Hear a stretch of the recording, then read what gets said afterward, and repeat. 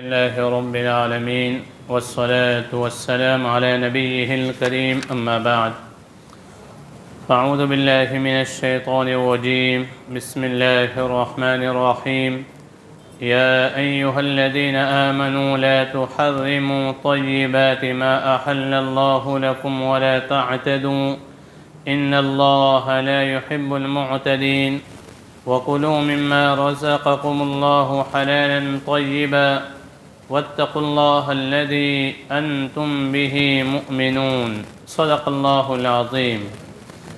معزز سامعین، ابھی آپ کے سامنے چھٹا پارہ مکمل اور ساتویں کا پاؤ پڑھا گیا۔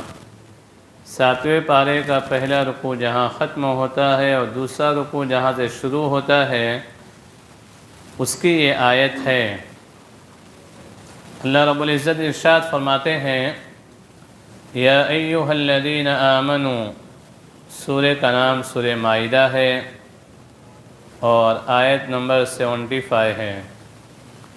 یا ایہا الذین آمنوا، اے ایمان والو، لا تحرموا، حرام نہ کرو، طیباتی، ان پاکیزہ چیزوں کو، ما احل اللہ لکم، جو اللہ نے تمہارے لیے حلال کر دی ہیں۔ اے ایمان والو، حرام نہ کرو ان پاکیزہ چیزوں کو جو اللہ نے تمہارے لیے حلال کی ہیں۔ ولا تعتدوا، اور حد سے تجاوز نہ کرو، حد سے آگے نہ بڑھو۔ ان اللہ لا يحب المعتدین، اللہ تعالی حد سے تجاوز کرنے والوں کو پسند نہیں کرتے ہیں۔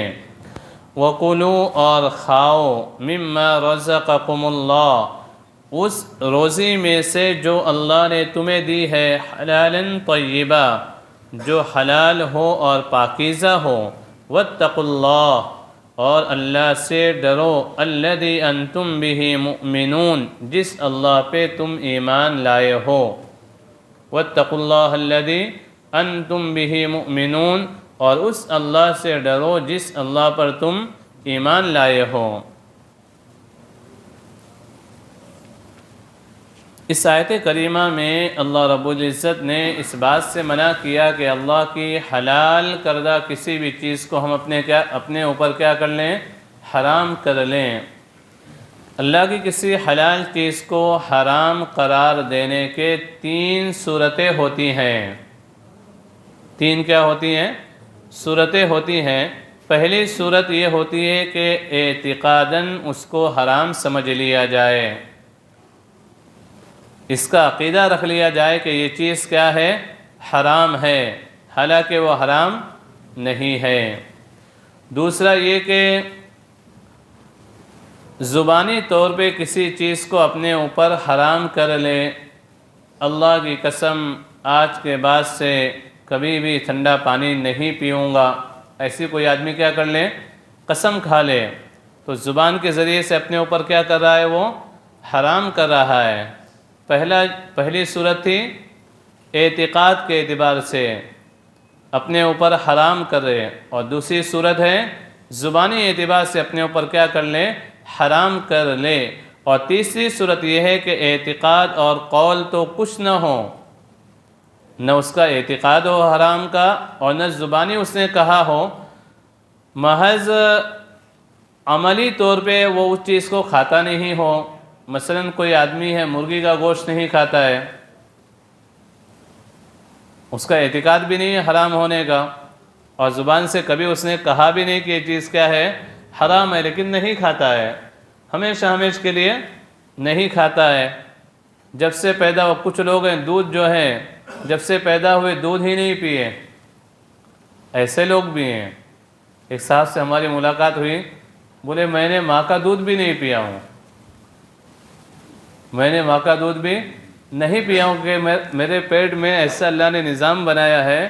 اسی محلے میں رہتے ہیں، مجھے سن کے 3-4 سال پہلے بات ہوئی تھی، یہ ابھی اچانک اللہ نے ذہن میں بات ڈالی کہ انہوں نے کہا کہ ماں بھی جب مجھے دودھ پلاتی تھی تو فوراً مجھے قے ہو جاتی تھی، اور اس کے بعد سے لے کر آج تک، ان کی عمر کم سے کم 60-65 ہوگی، بولے اس کے بعد سے لے کے آج تک میں نے دودھ نہیں پیا ہے، اس کے بعد سے لے کر آج تک میں نے دودھ نہیں پیا ہے، تو ان کا اعتقاد بھی نہیں ہے اور زبان سے اپنے اوپر حرام بھی نہیں قرار دیا ہے، بس طبیعت نہیں چاہتی ہے یا جسم باڈی انہیں منظور نہیں کرتی ہے۔ تو یہ 3 صورتیں ہوئیں۔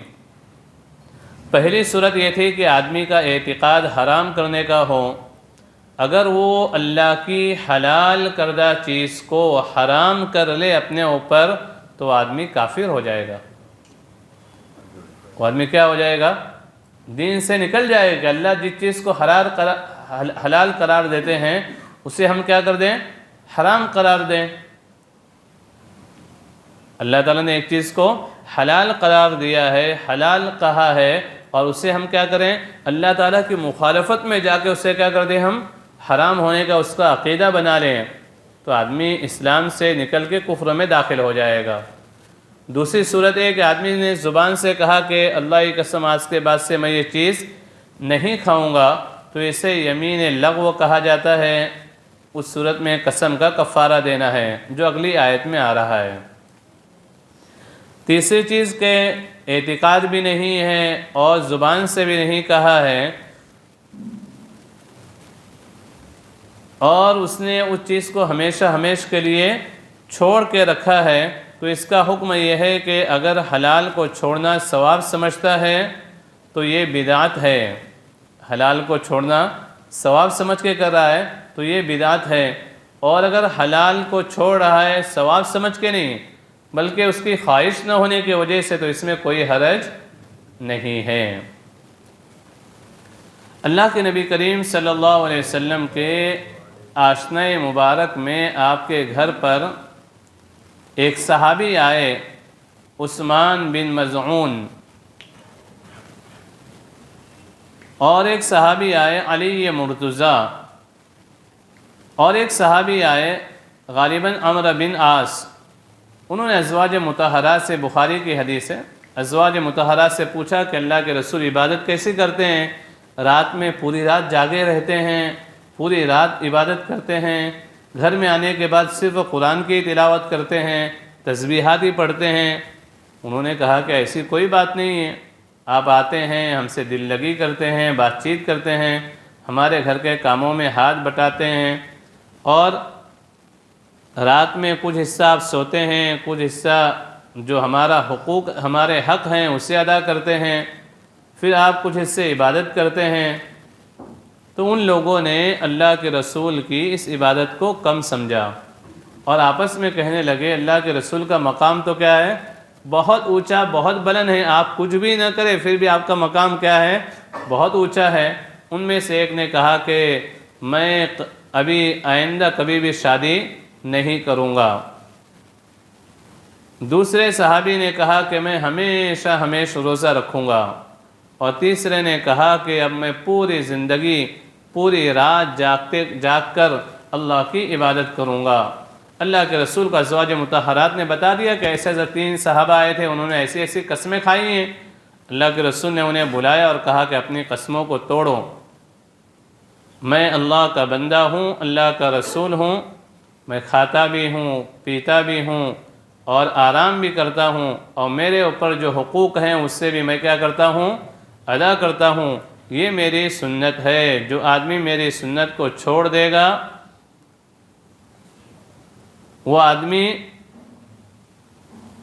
حدیث کے الفاظ یہ ہیں کہ یہ میری سنت ہے، جو میری سنت سے محبت کرے گا گویا اس نے مجھ سے محبت کی، اور جو آدمی میری سنت کو چھوڑ دے گا وہ آدمی دین سے ہٹ جائے گا، او کما قال النبی صلی اللہ علیہ وسلم۔ ایک دوسری روایت میں یہ ہے کہ اس آیت کا شان نزول یہ نقل کیا گیا ہے تفسیر ابن کثیر میں کہ عثمان بن مظعون رضی اللہ تعالیٰ عنہ کی بیوی ازواج مطہرات کے پاس آئیں۔ ماں عائشہ صدیقہ رضی اللہ تعالیٰ عنہ اور دوسری ازواج مطہرات بیٹھی ہوئی تھیں۔ ماں عائشہ صدیقہ نے کہا کہ تمہیں کیا ہو گیا ہے؟ خولہ نام تھا ان کا، کہ خولہ تجھے کیا ہو گیا ہے؟ تو سر میں کنگھی بھی تو نے نہیں کی ہے، تیل بھی تو نے نہیں لگایا ہے، خوشبو بھی تو نے نہیں لگائی ہے، سرما بھی تو نے نہیں لگایا، ایسا کیوں بن گئی تو؟ انہوں نے کہا کہ میرے شوہر جو ہیں رات میں آتے ہیں تو میرے معمولی سے کپڑے کو بھی ہاتھ نہیں لگاتے ہیں، بدن کو ہاتھ لگانا دور کی بات ہے، میرے کپڑے کو بھی ہاتھ نہیں لگاتے ہیں، وہ عبادت میں لگے رہتے ہیں اور میرے طرف متوجہ ہی نہیں ہوتے ہیں، تو میں سنگار کیوں کروں؟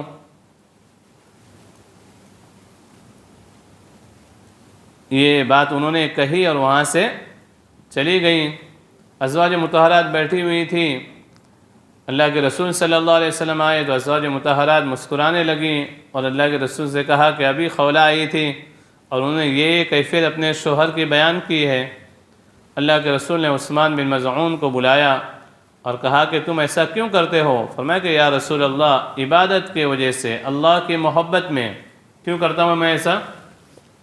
اللہ کی محبت میں، اللہ کی معرفت حاصل کرنے کے لیے، محبت میں اضافے کے لیے، عبادت میں اضافے کے لیے اللہ کے رسول صلی اللہ علیہ وسلم نے منع فرمایا اور کہا کہ میرا طریقہ نہیں ہے۔ ایک دوسرا شان نزول یہ ہے کہ 10 صحابہ کرام عثمان بن مظعون کے گھر میں جمع ہوئے، بڑے بڑے صحابہ، عثمان بن مظعون، ابو بکر صدیق، علی ابن ابی طالب، عبداللہ ابن مسعود، عبداللہ بن عمرو بن عاص، ابو ذر غفاری اور سالم مقداد بن اسود، سلمان فارسی اور معقل بن یسار، یہ 10 صحابہ کرام جمع ہوئے اور انہوں نے کہا کہ ہم لوگ تو اب خصی بن جائیں گے،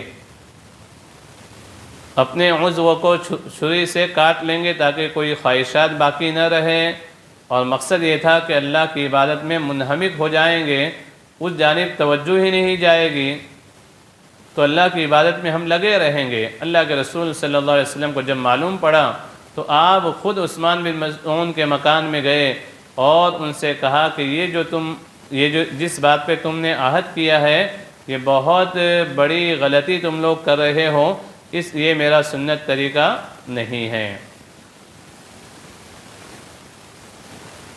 اس کے بعد قسم کا تذکرہ ہے، لا یؤاخذکم اللہ باللغو فی ایمانکم، اللہ تعالیٰ تمہاری گرفت نہیں کرتا ہے بےہدہ قسم پر،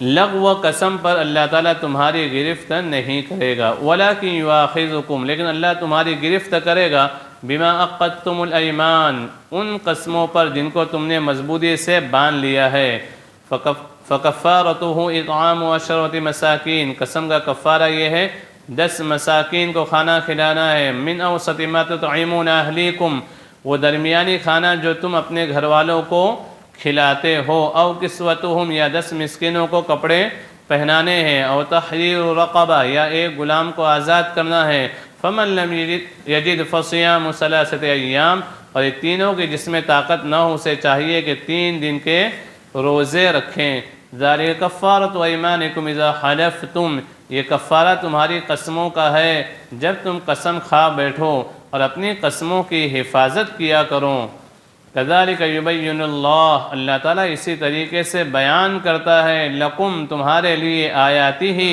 اپنی آیات کو، اپنے احکامات کو اللہ بیان کرتے ہیں، لعلکم تشکرون، تاکہ تم اللہ کا احسان جانو، تاکہ تم اللہ کا احسان جانو کہ اللہ تعالیٰ تمہارے لیے تمام چیزوں کو کیا کر دیتے ہیں؟ بیان کر دیتے ہیں۔ یہ جو ہے کہ اس آیت کریمہ میں قسم کا تذکرہ کیا گیا، قسم کی 2 قسموں کا تذکرہ کیا گیا، لغو اور عقدتم الایمان، جسے تم مضبوطی سے تھام لو۔ قسم کی 3 صورتیں ہیں، جب کوئی آدمی قسم کھاتا ہے تو اس کی 3 صورتیں ہیں، اس سے اللہ تعالیٰ نے سورہ بقرہ میں بھی بیان کیا ہے۔ ایک ہوتی یمین غموس، یمین غموس اس قسم کو کہا جاتا ہے کہ گزشتہ زمانے میں کوئی ایک واقعہ نہیں ہوا ہے، لیکن وہ آدمی کہے کہ اللہ کی قسم میں نے یہ کیا ہے، اس نے کچھ کام نہیں کیا لیکن وہ کہہ رہا ہے کہ اللہ کی قسم میں نے یہ کام کیا ہے گزشتہ زمانے میں، تو اسے کہتے ہیں یمین غموس۔ غموس کے معنی ڈبا دینے والی، انسان کو یہ گناہوں میں کیا کر دیتی ہے؟ ڈبا دیتی ہے۔ اس کا ایک ہی کفارہ ہے کہ اللہ کے سامنے خوب توبہ استغفار کی جائے، جھوٹی قسم کھانا، اسے یمین غموس کہا جاتا ہے۔ قسم کی دوسری صورت یہ ہے کہ گزشتہ واقعے پر کوئی انسان قسم کھائے اس واقعے کو صحیح سمجھتے ہوئے۔